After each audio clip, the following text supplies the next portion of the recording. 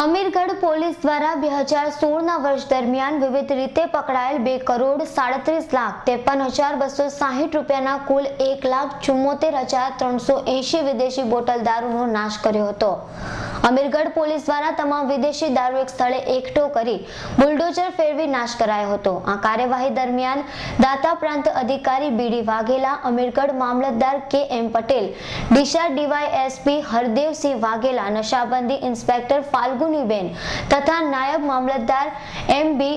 કોદરવી હાજર રહ્યા હતા। દાતા પ્રાંતમાં અમીરગઢ તાલુકામાં પોલીસ સ્ટેશનમાં પકડાયેલ 1,74,380 બોટલોના નાશ માટેની નામદાર કોર્ટ દ્વારા પરવાનગી મળતા અંદાજે 2,37,53,000 જેટલી કિંમતના દારૂના નાશની કામગીરી અત્રે અમીરગઢ ખાતે કરવામાં આવી રહેલ છે।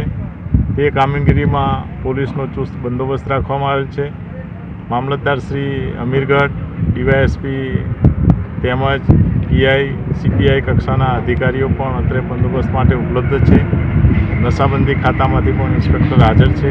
તમામ કામગીરી સીધી દેખરેખ નિયંત્રણ નીચે ચાલી રહી છે અને શાંતિપૂર્ણ માહોલમાં દારૂ નાશ કરવા માટેની કામગીરી હાલમાં ચાલી રહી છે। કેમેરામેન નિલેશ પટેલ સાથે ભીખાલાલ પ્રજાપતિનો રિપોર્ટ, પાલનપુર।